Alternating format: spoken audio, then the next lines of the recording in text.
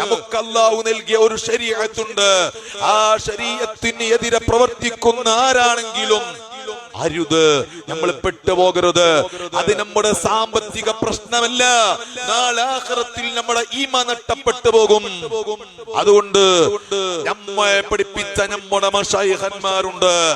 അത് ഹബീബായ മുത്ത് നബി സല്ലല്ലാഹു അലൈഹി വസല്ലമ തങ്ങൾ മദീനയിൽ നിന്നുകൊണ്ട് പഠിപ്പിച്ച ഒരു മതമുണ്ട്. ആ മതമാണോ സി.എം. വലിയുള്ളാഹി പാപ്പ ഇവിടെ പ്രചരിപ്പിച്ചത്. ആ മതമാണ് ഇന്ന് നമ്മുടെ മശായിഖന്മാർ പ്രചരിപ്പിച്ചുകൊണ്ടിരിക്കുന്നത്. ആ ത്വരീഖിന് എതിരായി ആരെന്തു പറഞ്ഞാലും നാം പെട്ടുപോയാൽ നമ്മുടെ ഈമാൻ നഷ്ടപ്പെട്ടുപോയി. സമ്പത്തൊക്കെ ഒരു പക്ഷേ നമുക്കുണ്ടാവാം, വരും പോകും. പക്ഷേ ഈമാൻ നഷ്ടപ്പെട്ടു പോയാൽ യുമ്മിനു മുഅ്മിനോ യുംസി മുഅ്മിനോ വയുമ്മിനു മുഅ്മിനോ വയുംസി കാഫിറാ യുസ്ബിഹു മുഅ്മിനോ വയുംസി കാഫിറാ വയുംസി മുഅ്മിനോ വയുസ്ബിഹു കാഫിറാ. ആ ഒരു കാലഘട്ടത്തിലൂടെയാണ് നമ്മൾ സഞ്ചരിച്ചു കൊണ്ടിരിക്കുന്നത്.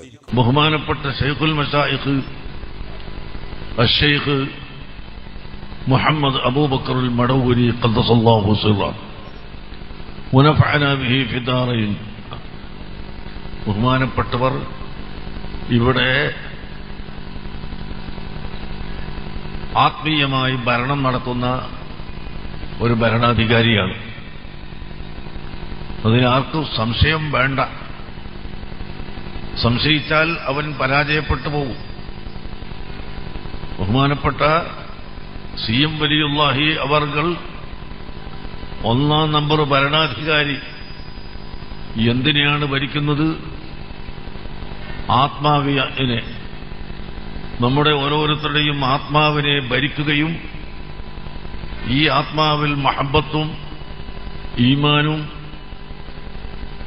ഇട്ടുതരികയും ചെയ്യുന്നതിന് സഹായിക്കുകയും ചെയ്യുന്ന മഹൽ വ്യക്തിയാണ്. അവര് പറഞ്ഞതാ.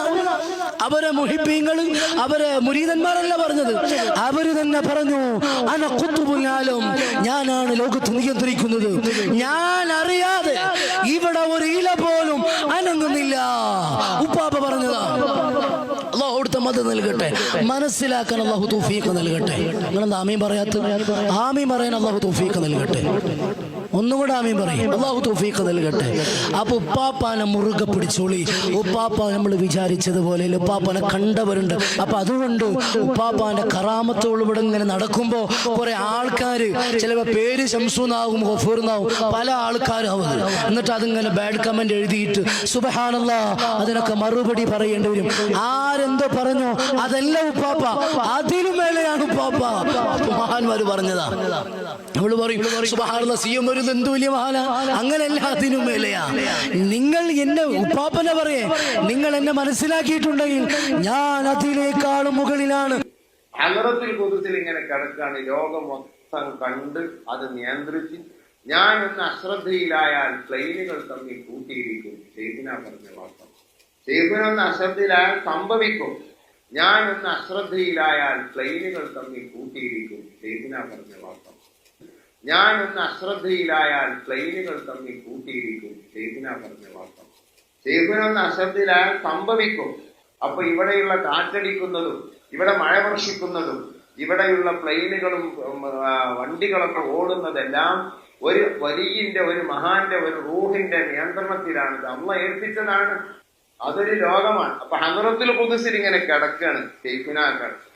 എന്നിട്ട് ലൗഹുൽ മഹ്ഫൂദിലേക്ക് നോക്കുന്നു, ഉമ്മുൽ കിതാബിലേക്ക് നോക്കുന്നു. ഉമ്മുൽ കിതാബ് ലൗഹുൽ മഹ്ഫൂദ് ഒന്നാണെന്ന അഭിപ്രായം വേറെയുണ്ട്. രണ്ടിലേക്ക് നോക്കി അതിലുള്ളത് മുഴുവനും പറയാൻ അവർക്ക് കഴിയും. പക്ഷേ അതിൽ നിന്ന് കോടിയിലൊന്ന് നമ്മുടെ മുമ്പിൽ പറഞ്ഞ്, അതാണ് നമ്മൾ ഭയങ്കര ആശ്ചര്യമായി തന്നെ നമുക്ക് കാണുന്നത്.